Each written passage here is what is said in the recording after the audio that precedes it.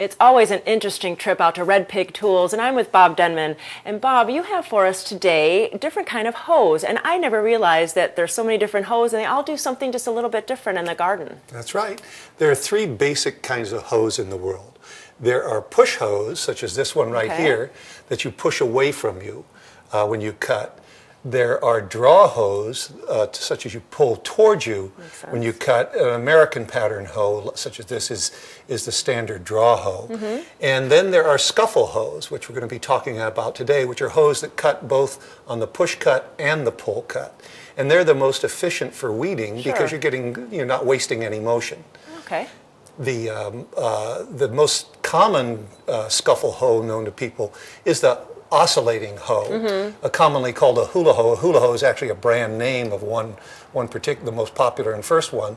But they cut, their ancestor was a stirrup hoe, which did the same thing, only you had to slightly angle it down on the forward stroke and slightly angle it down on the back stroke. And somebody figured out that if you made it oscillate, hinged it slightly, that it would automatically cut on both the forward and the back stroke. A little less work on our part. Right.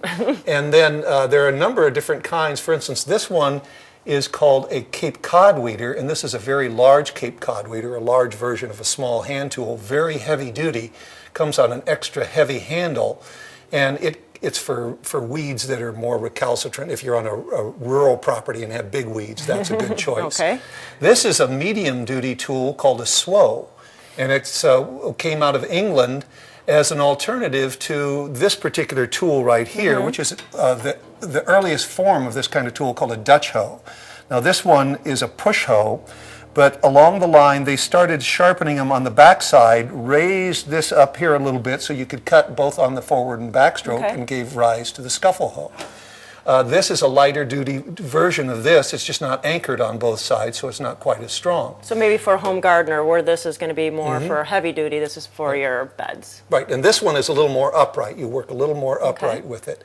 This tool right here is a tool that I found at a garage sale and started making them.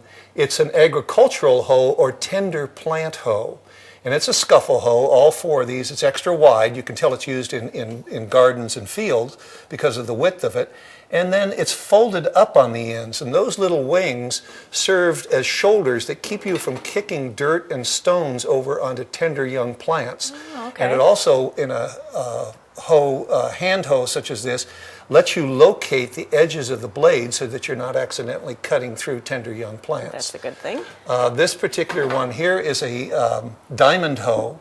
A diamond hoe, again, does the same thing. It's a little bit lighter than this one, covers not quite so wide a width, but it has these points on it.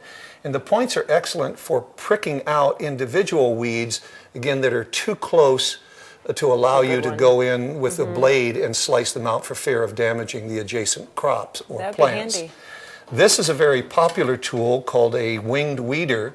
It's swept back in this delta wing fashion. You can use the points for pricking, just not quite as easily as on this one. And it's an extra light duty for around very well-tended gardens with friable soil. This is an excellent tool. It tends to self-sharpen because the blade is very thin and slightly cupped, and so it sharpens itself at the edges, where most of these other tools you have to file them occasionally. And what is this one down here? This tool right here is a tool that is not around very much anymore. This one right here is the only version of that still on the market.